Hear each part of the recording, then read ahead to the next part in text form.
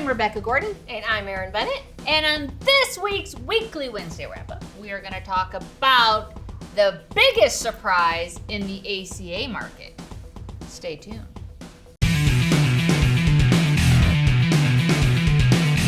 You know, I never know, when Sylvia's here, she always has, I think, better teasers, and I think I probably fell short on my ACA market. So hopefully you stay tuned, because this actually is pretty cool. I'm just running out of words. So I don't know if you guys have heard about the no surprise billing that is taking effect 1/1/2022, which this is how messed up I am just with time. Somebody had asked me about this, and I was researching it, and I said, don't worry, it doesn't take effect until 2022.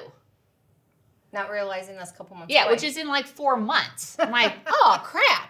So this has to do with no balance billing. So in the past, with health insurance, under 65, and this has happened to me, and it's probably happened to everybody. You go in for a routine surgery, and we'll use myself, a bunionectomy. Went in for a bunionectomy. When they called, my surgeon was in network, the facility was in network, awesome.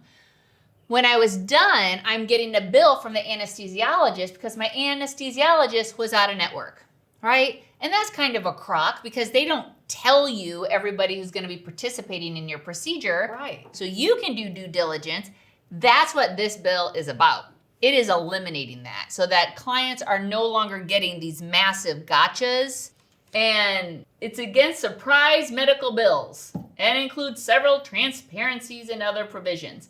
So I was looking at some really interesting statistics about the effects of medical surprises. And like 1 in 6 surprise bills result in medical bankruptcy. Right. And that medical bankruptcy is the number one reason people file bankruptcy.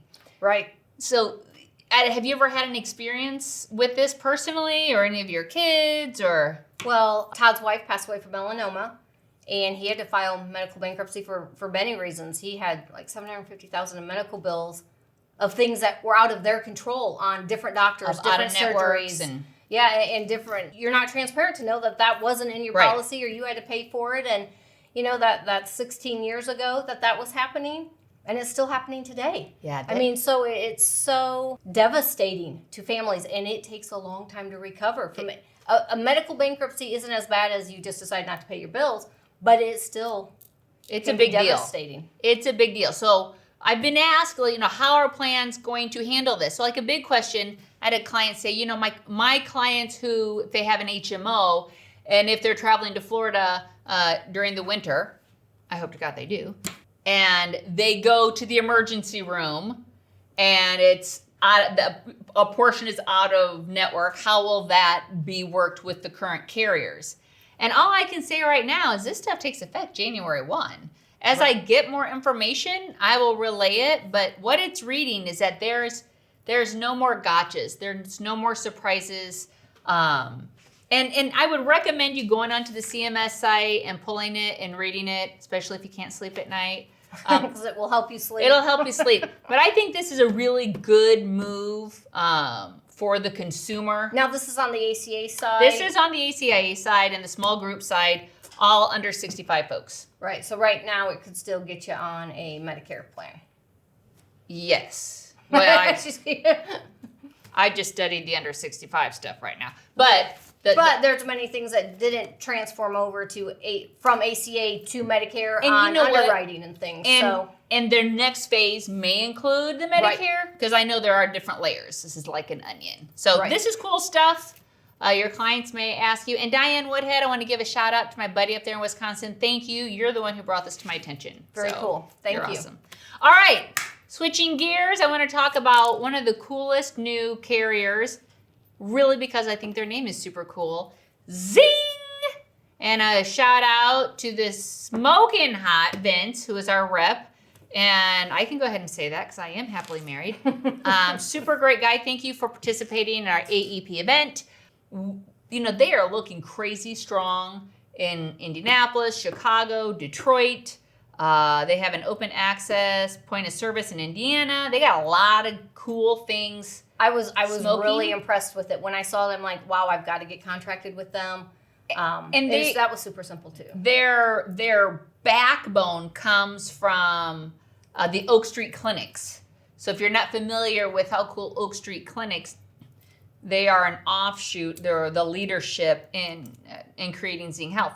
What I do want to say is that they have announced lunchtime summit roadshows in September. And that's going to include Indianapolis. It's going to include Detroit as well as Chicago. Please hit us up in the comments. If you've not received that RSVP, we'd love to get you there because they could be a fantastic contender this year for the season. They're going to be great. All right. Now you've got something heavy and hard to understand. So it does get very complicated. But recently, I would say in the last month, I've had 3 or 4 agents ask me this question because their clients aren't getting enrolled when they thought they would. So IEP for Medicare Part B is different than your IEP for an MAPD or a drug plan or your supplements. That Part B has a totally different meaning and nothing can trump it. If you're in your IEP, which is your 3 months before, the month after, 3 months before, the month of, and 3 months after your 65th birthday, there are specific dates. You can't just say, I want Part B if it's after your 65th birthday but still in your IEP and expect it the next month. So if you sign up in March, April, May, of course it's going to go into effect June 1st. Well, when's your birthday? Oh, let's just say your birthday's in June. So okay. If your birthday's June 1st, of course it's going to go into effect June 1st for you. But if you get to June and you say, oh my goodness, I forgot to sign up for Medicare, I'm not collecting Social Security, I better sign up. It will go into effect the following month. But if you're in July, your birthday's still in June, and you're in July and you're like, why don't I have Medicare insurance? I thought it was automatic, and an agent tells you, no, you have to sign up for it. Your Part B is not going to go into effect in August. You're going to have to wait until September. And then if for any reason you wait until August to enroll, it won't be until November 1st. And if you wait till September, it'll be December 1st. You're 3 months out because you're 3 months out from your birthday.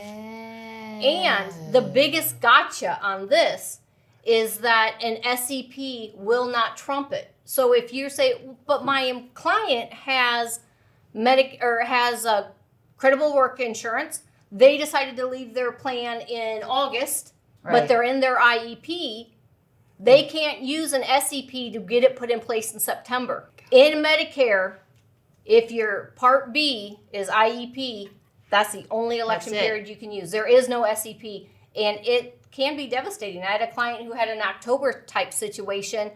She's a school teacher. She decided to retire in December. So I'm thinking as an agent, you retire in December, we'll put your Part B into effect January 1st. It did not go into effect until March 1st for her. Oh my gosh. And she had already left her group coverage. So she had A, because she had already signed up for A. And Medicare will backdate Part A 6 months. Right. They will not do that for Part B. Know your dates. There's not enough medication for me to fully understand all of this. Just know your dates or make sure. I've sent this chart off to many, many agents. If you want to get a copy of this, put it in the comments for Erin. We have a different source that looks at the comments, but say, please ask Erin to send this to me and include your email. And we're happy to do that. Because, but I do like just know the dates. And you can't change it. And there's nothing you can do. And upward. And you ask Medicare, why is this? They'll be like, because it's the rules. Because it sounds like a parent. It's the rules. Because I said so. Exactly. Because I said so.